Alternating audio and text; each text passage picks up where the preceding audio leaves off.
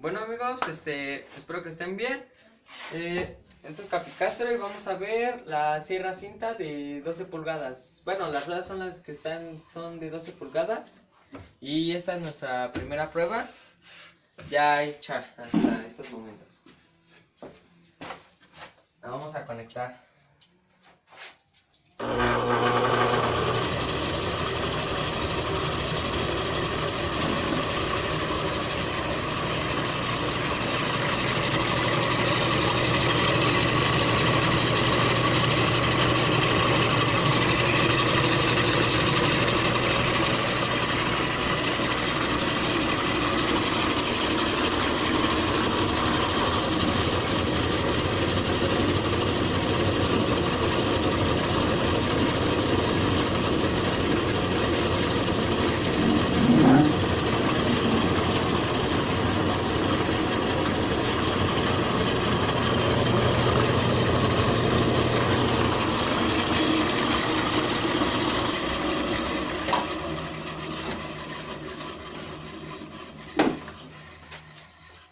Bueno, como pudieron ver aquí, está al centro de la rueda la cinta, que está bien. Y vamos a quitarla.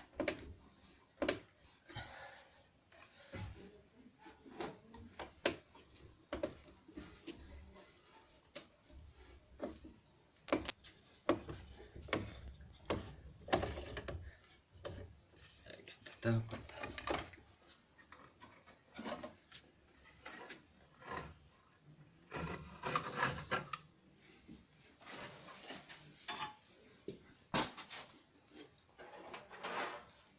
No la vamos a volver a conectar.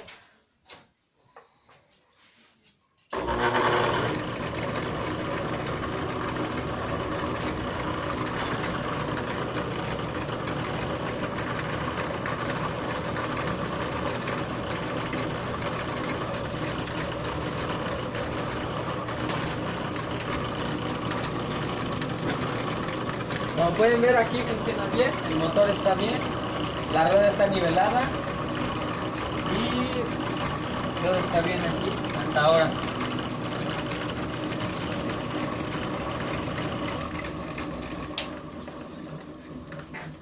Nos vemos a la próxima, en el próximo video, y esto es todo.